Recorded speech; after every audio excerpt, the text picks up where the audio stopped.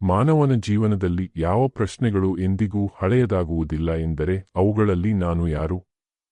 ನನ್ನ ಜೀವನದಲ್ಲಿ ಏಕೆ ಈ ರೀತಿಯ ಘಟನೆಗಳು ನಡೆಯುತ್ತವೆ? ನನ್ನ ಹಿಂದಿನ ಜನ್ಮದಲ್ಲಿ ನಾನು ಏನಾಗಿದ್ದೆ? ಎಂಬ ಪ್ರಶ್ನೆಗಳು ಪ್ರಮುಖವಾಗುತ್ತವೆ. ಅನೇಕ ಜನರಿಗೆ ಒಂದು ವಿಚಿತ್ರ ಅನುಭವ ಜೀವನದಲ್ಲಿ ಆಗಿರುತ್ತದೆ. ಕೆಲವೊಮ್ಮೆ ಯಾವುದೋ ಒಂದು ಸ್ಥಳಕ್ಕೆ ಮೊದಲ ಬಾರಿಗೆ ಹೋಗಿದ್ದರೂ ಅದು ಈಗಾಗಲೇ ಕಂಡಂತೆ ಅನುಭವವಾಗಬಹುದು. ಯಾವುದೋ ಒಬ್ಬ ವ್ಯಕ್ತಿಯನ್ನು ಮೊದಲ ಬಾರಿಗೆ ನೋಡಿದರೂ ಬಹಳ ಹತ್ತಿರದ ಸಂಬಂಧ ಇರುವಂತೆ ಭಾಸವಾಗಬಹುದು.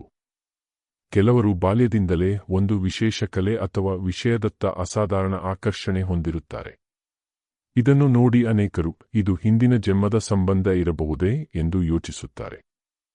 ಗರುಡ ಪುರಾಣವು ಹಿಂದೂ ಧಾರ್ಮಿಕ ಪರಂಪರೆಯಲ್ಲಿ ಅತ್ಯಂತ ವಿಶಿಷ್ಟವಾದ ಗ್ರಂಥವಾಗಿದೆ. ಸಾಮಾನ್ಯವಾಗಿ ಜನರು ಗರುಡ ಪುರಾಣ ಎಂದರೆ ಮರಣದ ನಂತರ ನಡೆಯುವ ವಿಷಯಗಳ ಕುರಿತು ಹೇಳುವ ಗ್ರಂಥ ಎಂದು ಭಾವಿಸುತ್ತಾರೆ. ಆದರೆ ಅದು ಅಷ್ಟರಲ್ಲೇ ಸೀಮಿತವಾಗಿಲ್ಲ. ಅದರಲ್ಲಿ ಜೀವನದ ಅರ್ಥ, ಆತ್ಮದ ಪಯಣ, ಕರ್ಮದ ನಿಯಮ ಮತ್ತು ಮಾನವನು ಮಾಡುವ ಕಾರ್ಯಗಳ ಪರಿಣಾಮಗಳ ಕುರಿತು ವಿಶಾಲವಾದ ಚಿಂತನೆಗಳಿವೆ. ಆದರೆ ಇಲ್ಲಿ ಒಂದು ಮುಖ್ಯ ವಿಚಾರವನ್ನು ಅರ್ಥಮಾಡಿಕೊಳ್ಳಬೇಕು. ಗರುಡ ಪುರಾಣವು ನಿಮ್ಮ ಹಿಂದಿನ ಜನ್ಮದಲ್ಲಿ ಖಚಿತವಾಗಿ ನೀವು ಇದೇ ಆಗಿದ್ದಿರಿ ಎಂದು ನೇರವಾಗಿ ಹೇಳುವುದಿಲ್ಲ. ಅದು ಕರ್ಮದ ಪ್ರಭಾವ ಮತ್ತು ಆತ್ಮದ ಸಂಸ್ಕಾರಗಳ ಕುರಿತು ತತ್ವಚಿಂತನೆಯ ದೃಷ್ಟಿಕೋನವನ್ನು ನೀಡುತ್ತದೆ. ಇಂದಿನ ಜೀವನದ ಗುಣಗಳನ್ನು ನೋಡಿ ಜನರು ತಮ್ಮದೇ ರೀತಿಯಲ್ಲಿ ಅರ್ಥೈಸಿಕೊಳ್ಳುತ್ತಾರೆ. ಬಹಳ ಜನರಿಗೆ ಜೀವನದಲ್ಲಿ ಅರ್ಥವಾಗದ ನೋವುಗಳು ಎದುರಾಗುತ್ತವೆ. ನಾನು ಯಾರಿಗೂ ಕೆಡುಕು ಮಾಡಿಲ್ಲ, ಆದರೂ ನನಗೆ ಏಕೆ ಕಷ್ಟ ಬರುತ್ತಿದೆ ಎಂಬ ಪ್ರಶ್ನೆ ಮೂಡುತ್ತದೆ. ಕರ್ಮತತ್ವದ ಪ್ರಕಾರ ಪ್ರತಿಯೊಂದು ಅನುಭವವೂ ಆತ್ಮದ ದೊಡ್ಡ ಪಯಣದ ಒಂದು ಭಾಗವಾಗಿರಬಹುದು ಎಂದು ವಿವರಿಸಲಾಗುತ್ತದೆ. ಆದರೆ ಇದನ್ನು ಯಾರನ್ನೂ ದೋಷಾರೋಪಣೆ ಮಾಡಲು ಬಳಸಬಾರದು. ಕರ್ಮದ ಕಲ್ಪನೆಯ ಮುಖ್ಯ ಉದ್ದೇಶ ಭಯ ಹುಟ್ಟಿಸುವುದಲ್ಲ, ಉತ್ತಮ ಜೀವನಕ್ಕೆ ಪ್ರೇರಣೆ ನೀಡುವುದು.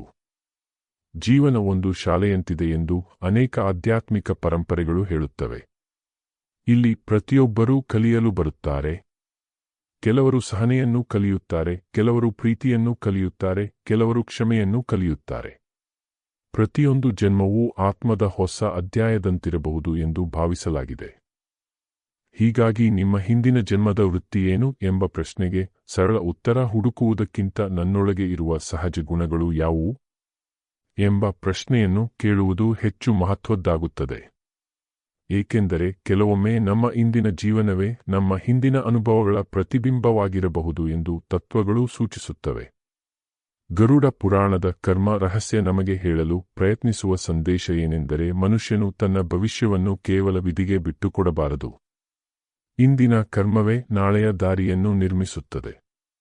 ಒಳ್ಳೆಯ ಆಲೋಚನೆಗಳು, ಒಳ್ಳೆಯ ಮಾತುಗಳು ಮತ್ತು ಒಳ್ಳೆಯ ಕಾರ್ಯಗಳು ಆತ್ಮದ ಪಯಣವನ್ನು ಬೆಳಗಿಸುತ್ತವೆ ಎಂಬ ನಂಬಿಕೆ ಅದರಲ್ಲಿ ವ್ಯಕ್ತವಾಗುತ್ತದೆ. ಕರ್ಮದ ರಹಸ್ಯವನ್ನು ಅರ್ಥಮಾಡಿಕೊಳ್ಳಲು ಮೊದಲು ಆತ್ಮದ ಸ್ವಭಾವವನ್ನು ಅರ್ಥಮಾಡಿಕೊಳ್ಳಬೇಕು ಎಂದು ಅನೇಕ ಧಾರ್ಮಿಕ ಗ್ರಂಥಗಳು ಹೇಳುತ್ತವೆ. ದೇಹವು ನಾಶವಾಗುತ್ತದೆ, ಆದರೆ ಆತ್ಮವು ನಾಶವಾಗುವುದಿಲ್ಲ ಎಂಬ ತತ್ವವು ಭಾರತೀಯ ಆಧ್ಯಾತ್ಮಿಕ ಚಿಂತನೆಯ ಪ್ರಮುಖ ಆಧಾರವಾಗಿದೆ. ಒಂದು ಮನುಷ್ಯನು ತನ್ನ ಬಟ್ಟೆಗಳನ್ನು ಬದಲಾಯಿಸಿದಂತೆ ಆತ್ಮವು ಕೂಡ ಹಳೆಯ ದೇಹವನ್ನು ಬಿಟ್ಟು ಹೊಸ ದೇಹವನ್ನು ಸ್ವೀಕರಿಸುತ್ತದೆ ಎಂಬ ಕಲ್ಪನೆ ಅನೇಕ ಗ್ರಂಥಗಳಲ್ಲಿ ಕಂಡುಬರುತ್ತದೆ. ಕೆಲವರಿಗೆ ಬಾಲ್ಯದಲ್ಲೇ ವಿಚಿತ್ರ ಸ್ವಭಾವಗಳು ಕಂಡುಬರುತ್ತವೆ. ಯಾರೋ ಒಬ್ಬರು ಯಾವ ತರಬೇತಿಯೂ ಇಲ್ಲದೆ ಸಂಗೀತವನ್ನು ಅರ್ಥಮಾಡಿಕೊಳ್ಳಬಹುದು. ಇನ್ನೊಬ್ಬರು ಪುಸ್ತಕಗಳನ್ನು ನೋಡುತ್ತಿದ್ದಂತೆಯೇ ಆಳವಾದ ಆಸಕ್ತಿ ಹೊಂದಬಹುದು. ಕೆಲವರು ಧೈರ್ಯದಿಂದ ತುಂಬಿರುತ್ತಾರೆ, ಕೆಲವರು ಅತಿಯಾದ ಭಯದಿಂದ ಕೂಡಿರುತ್ತಾರೆ. ಧಾರ್ಮಿಕ ನಂಬಿಕೆಗಳ ಪ್ರಕಾರ ಇವು ಕೇವಲ ಇಂದಿನ ಪರಿಸರದಿಂದ ಮಾತ್ರ ನಿರ್ಮಾಣವಾಗುವುದಿಲ್ಲ, ಆತ್ಮದ ಸಂಸ್ಕಾರಗಳು ಪರಿಣಾಮ ಬೀರುತ್ತವೆ ಎಂದು ಹೇಳಲಾಗುತ್ತದೆ. ಕರ್ಮವನ್ನು ಸಾಮಾನ್ಯವಾಗಿ 3 ವಿಭಾಗಗಳಲ್ಲಿ ವಿವರಿಸಲಾಗುತ್ತದೆ.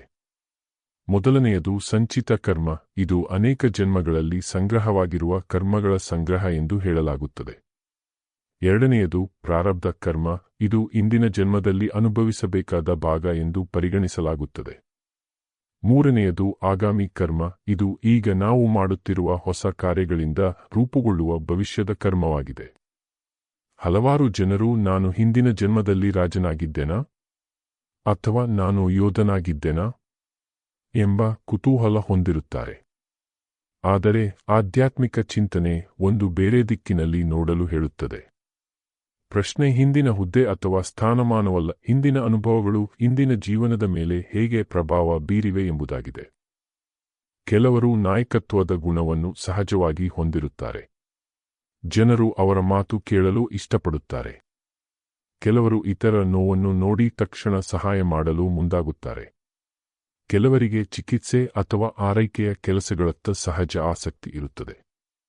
ಈ ರೀತಿಯ ಗುಣಗಳನ್ನು ಕೆಲ ಪರಂಪರೆಗಳು ಹಿಂದಿನ ಅನುಭವಗಳ ಪ್ರತಿಧ್ವನಿಯಾಗಿ ಪರಿಗಣಿಸುತ್ತವೆ. ಒಬ್ಬ ವ್ಯಕ್ತಿ ಜೀವನದಲ್ಲಿ ಸತ್ಯ, ದಯೆ ಮತ್ತು ಕರುಣೆಯನ್ನು ಅಳವಡಿಸಿಕೊಂಡರೆ ಅದು ಕೇವಲ ಸಮಾಜಕ್ಕೆ ಮಾತ್ರವಲ್ಲ, ತನ್ನ ಒಳಗಿನ ಬೆಳವಣಿಗೆಗೂ ಸಹಾಯ ಮಾಡುತ್ತದೆ ಎಂದು ಗ್ರಂಥಗಳು ವಿವರಿಸುತ್ತವೆ. ಅದೇ ರೀತಿ ದ್ವೇಷ, ಅಹಂಕಾರ ಮತ್ತು ಹಾನಿಕಾರಕ ಚಿಂತನೆಗಳು ಮನಸ್ಸನ್ನು ಬಂಧಿಸಬಹುದು ಎಂದು ಹೇಳಲಾಗುತ್ತದೆ. ಆದ್ದರಿಂದ ನನ್ನ ಹಿಂದಿನ ಜನ್ಮದ ವೃತ್ತಿ ಏನು ಎಂಬ ಪ್ರಶ್ನೆಗಿಂತ ನನ್ನ ಇಂದಿನ ಜೀವನದ ಉದ್ದೇಶ ಏನು ಎಂಬ ಪ್ರಶ್ನೆ ಬಹುಶಃ ಇನ್ನಷ್ಟು ಮಹತ್ವದ್ದಾಗಿರಬಹುದು. ಗರುಡ ಪುರಾಣದಲ್ಲಿ ಆತ್ಮದ ಪಯಣದ ಬಗ್ಗೆ ಜನರಲ್ಲಿ ಹೆಚ್ಚಿನ ಕುತೂಹಲವಿದೆ. ಅನೇಕರು ಈ ಗ್ರಂಥವನ್ನು ಮರಣದ ನಂತರದ ಘಟನೆಗಳೊಂದಿಗೆ ಮಾತ್ರ ಸಂಬಂಧಿಸಿ ನೋಡುತ್ತಾರೆ. ಆದರೆ ಅದರ ಆಳವಾದ ಅರ್ಥ ಜೀವನವನ್ನು ಹೇಗೆ ನಡೆಸಬೇಕು ಎಂಬುದರಲ್ಲಿಯೂ ಅಡಗಿದೆ. ಗ್ರಂಥದ ವಿವರಣೆಗಳ ಪ್ರಕಾರ ಮನುಷ್ಯನ ದೇಹವು ಒಂದು ದಿನ ಅಂತ್ಯವಾಗಬಹುದು, ಆದರೆ ಆತ್ಮದ ಪಯಣ ಅಲ್ಲಿ ನಿಲ್ಲುವುದಿಲ್ಲ. ಗರುಡ ಪುರಾಣದ ಕೆಲವು ವಿವರಣೆಗಳಲ್ಲಿ ಒಳ್ಳೆಯ ಕಾರ್ಯಗಳು ಮನಸ್ಸಿಗೆ ಶಾಂತಿಯನ್ನು ನೀಡುವ ದಾರಿಯನ್ನು ನಿರ್ಮಿಸುತ್ತವೆ ಎಂದು ಹೇಳಲಾಗುತ್ತದೆ.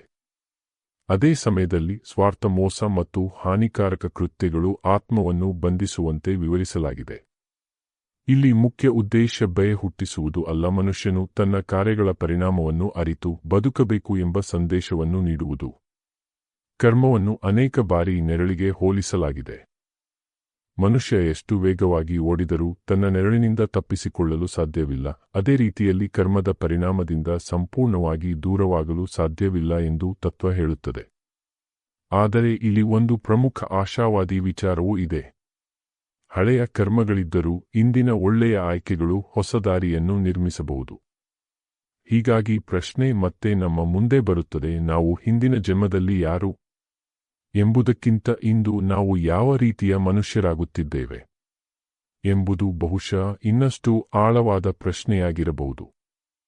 ಕರ್ಮದ ಗುಪ್ತ ನಿಯಮಗಳನ್ನು ಅರ್ಥಮಾಡಿಕೊಳ್ಳುವುದು ಸುಲಭವಾದ ವಿಷಯವಲ್ಲ, ಏಕೆಂದರೆ ಜೀವನದಲ್ಲಿ ನಡೆಯುವ ಪ್ರತಿಯೊಂದು ಘಟನೆಗೆ ತಕ್ಷಣ ಕಾರಣ ಕಾಣುವುದಿಲ್ಲ. ಕೆಲವೊಮ್ಮೆ ಒಳ್ಳೆಯವರಿಗೂ ಕಷ್ಟಗಳು ಬರುತ್ತವೆ. ಕೆಲವೊಮ್ಮೆ ತಪ್ಪು ಮಾಡುವವರು ಸುಖವಾಗಿ ಬದುಕುತ್ತಿರುವಂತೆ ಕಾಣಬಹುದು. ಈ ರೀತಿಯ ಪ್ರಶ್ನೆಗಳು ಮನುಷ್ಯನ ಮನಸ್ಸನ್ನು ಪ್ರಾಚೀನ ಕಾಲದಿಂದಲೇ ಕಾಡುತ್ತಿವೆ. ಅದೇ ರೀತಿ ಕೋಪ, ಅಸೂಯೆ ಮತ್ತು ಅಹಂಕಾರವು ನಿಧಾನವಾಗಿ ವ್ಯಕ್ತಿಯ ಮನಸ್ಸನ್ನು ಬದಲಾಯಿಸಬಹುದು. ಒಂದು ಚಿಕ್ಕ ಕಿಡಿ ದೊಡ್ಡ ಕಾಡಿನ ಬೆಂಕಿಯಾಗುವಂತೆ ಒಂದು ಸಣ್ಣ ನಕಾರಾತ್ಮಕ ಅಭ್ಯಾಸವು ನಿಧಾನವಾಗಿ ಜೀವನದ ಮೇಲೆ ಪರಿಣಾಮ ಬೀರುತ್ತದೆ. ಗರುಡ ಪುರಾಣದ ತತ್ವಗಳಲ್ಲಿ ಒಂದು ವಿಶೇಷ ವಿಚಾರ ಕಂಡುಬರುತ್ತದೆ. ಕರ್ಮವು ಕೇವಲ ಹೊರಗಿನ ಕಾರ್ಯಗಳಿಂದ ಮಾತ್ರ ನಿರ್ಮಾಣವಾಗುವುದಿಲ್ಲ, ಆಲೋಚನೆಗಳು ಮತ್ತು ಉದ್ದೇಶಗಳಿಗೂ ಮಹತ್ವವಿದೆ ಎಂದು ಹೇಳಲಾಗುತ್ತದೆ. ಒಬ್ಬ ವ್ಯಕ್ತಿ ಹೊರಗೆ ಒಳ್ಳೆಯ ಕೆಲಸ ಮಾಡಿದರೂ ಅದರ ಹಿಂದೆ ಅಹಂಕಾರ ಅಥವಾ ಸ್ವಾರ್ಥ ಇದ್ದರೆ ಅದರ ಅರ್ಥ ಬದಲಾಗಬಹುದು ಎಂಬ ಅಭಿಪ್ರಾಯ ವ್ಯಕ್ತವಾಗುತ್ತದೆ. ಜೀವನದಲ್ಲಿ ಕೆಲವು ವ್ಯಕ್ತಿಗಳು ಮತ್ತೆ ಮತ್ತೆ ಒಂದೇ ಪಾಠವನ್ನು ಕಲಿಯುತ್ತಿರುವಂತೆ ಅನುಭವಿಸಬಹುದು. ಕೆಲವರಿಗೆ ಸಂಬಂಧಗಳಲ್ಲಿ ಒಂದೇ ರೀತಿಯ ತೊಂದರೆ ಬರುತ್ತಿರಬಹುದು. ಕೆಲವರು ಪುನಃ ನಿರಾಶೆಯನ್ನು ಎದುರಿಸಬಹುದು. ಕೆಲ ಆಧ್ಯಾತ್ಮಿಕ ನಂಬಿಕೆಗಳ ಪ್ರಕಾರ ಆತ್ಮ ಇನ್ನೂ ಕಲಿಯಬೇಕಾದ ಪಾಠಗಳನ್ನು ಎದುರಿಸುತ್ತಿರಬಹುದು ಎಂದು ವಿವರಿಸಲಾಗುತ್ತದೆ. ಆದರೆ ಇದರ ಅರ್ಥ ಮನುಷ್ಯನು ತನ್ನ ಸಮಸ್ಯೆಗಳನ್ನು ವಿಧಿ ಅಥವಾ ಹಿಂದಿನ ಜನ್ಮದ ಮೇಲೆ ಮಾತ್ರ ಹಾಕಿಬಿಡಬೇಕು ಎಂಬುದಲ್ಲ.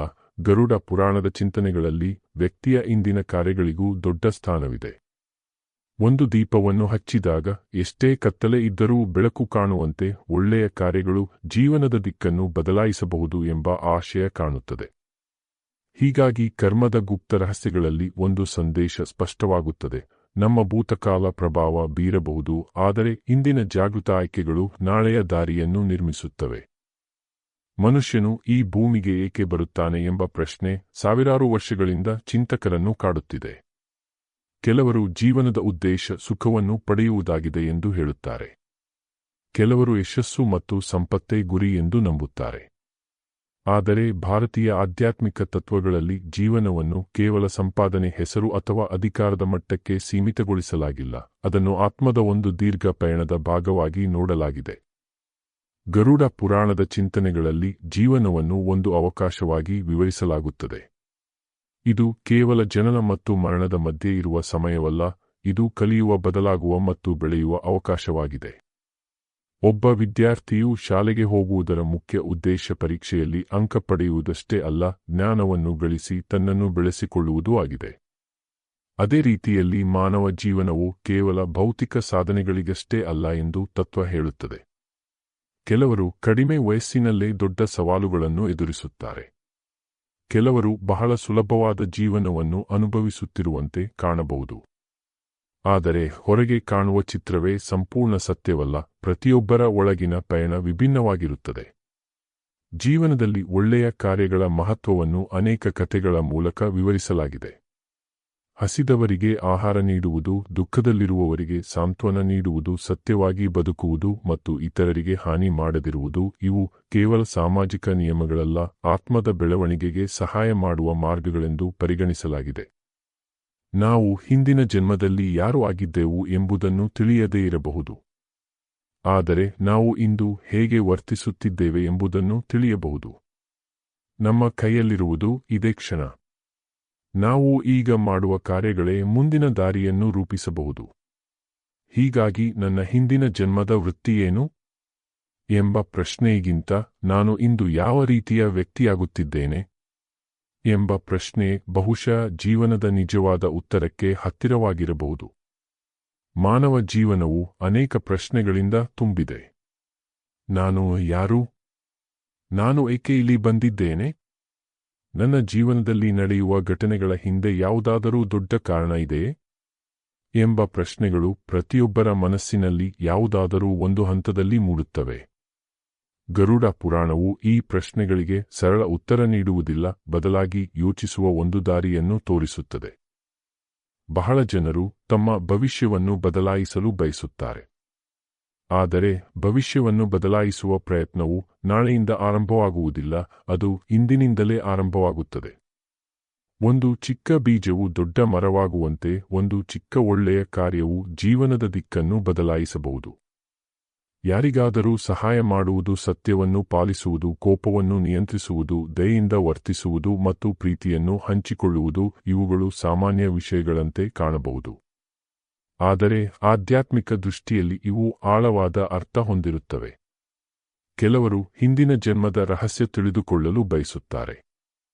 ಕೆಲವರು ಮುಂದಿನ ಜನ್ಮದ ಬಗ್ಗೆ ಕುತೂಹಲ ಹೊಂದುತ್ತಾರೆ. ಆದರೆ ಗರುಡ ಪುರಾಣದ ತತ್ವದಲ್ಲಿ ಒಂದು ಮೌನ ಸಂದೇಶ ಅಡಗಿದೆ. ಭೂತಕಾಲವು ನೆನಪಿಲ್ಲದಿರಬಹುದು, ಭವಿಷ್ಯವು ಇನ್ನೂ ಬಂದಿಲ್ಲ, ಆದರೆ ಇಂದಿನ ಕ್ಷಣ ಮಾತ್ರ ನಮ್ಮ ಕೈಯಲ್ಲಿದೆ. ಅಂತಿಮವಾಗಿ ಜೀವನವು ಒಂದು ಪ್ರಯಾಣದಂತಿದೆ. ಆ ಪ್ರಯಾಣದಲ್ಲಿ ಕೆಲವರು ಸ್ವಲ್ಪ ಸಮಯ ಮಾತ್ರ ನಮ್ಮ ಜೊತೆ ನಡೆಯುತ್ತಾರೆ. ಕೆಲವರು ಬಹಳ ದೂರ ಸಾಗುತ್ತಾರೆ. ಕೆಲವರು ನಮಗೆ ಪಾಠ ಕಲಿಸುತ್ತಾರೆ. ಕೆಲವರು ಸಂತೋಷ ಕೊಡುತ್ತಾರೆ. ಇನ್ನು ಕೆಲವರು ಕಷ್ಟಗಳ ಮೂಲಕ ನಮ್ಮನ್ನು ಬಲಿಷ್ಠರನ್ನಾಗಿ ಮಾಡುತ್ತಾರೆ. ನಾವು ಹಿಂದಿನ ಜನ್ಮದಲ್ಲಿ ಯಾರು ಆಗಿದ್ದೆವು ಎಂಬುದಕ್ಕಿಂತ ಇಂದು ನಾವು ಯಾವ ರೀತಿಯ ವ್ಯಕ್ತಿಯಾಗುತ್ತಿದ್ದೇವೆ ಎಂಬುದೇ ಹೆಚ್ಚು ಮಹತ್ವದ್ದು. ಏಕೆಂದರೆ ಇಂದಿನ ಕರ್ಮವೇ ನಾಳೆಯ ಕಥೆಯನ್ನು ಬರೆಯುತ್ತದೆ. ನಿಮ್ಮ ಅಭಿಪ್ರಾಯವನ್ನು ಕಾಮೆಂಟ್ನಲ್ಲಿ ತಿಳಿಸಿ. ಮತ್ತಷ್ಟು ಇಂತಹ ವಿಡಿಯೋಗಳಿಗಾಗಿ ನಮ್ಮ ಚಾನೆಲ್ ಅನ್ನು ಸಬ್ಸ್ಕ್ರೈಬ್ ಮಾಡಿ. ಧನ್ಯವಾದಗಳು.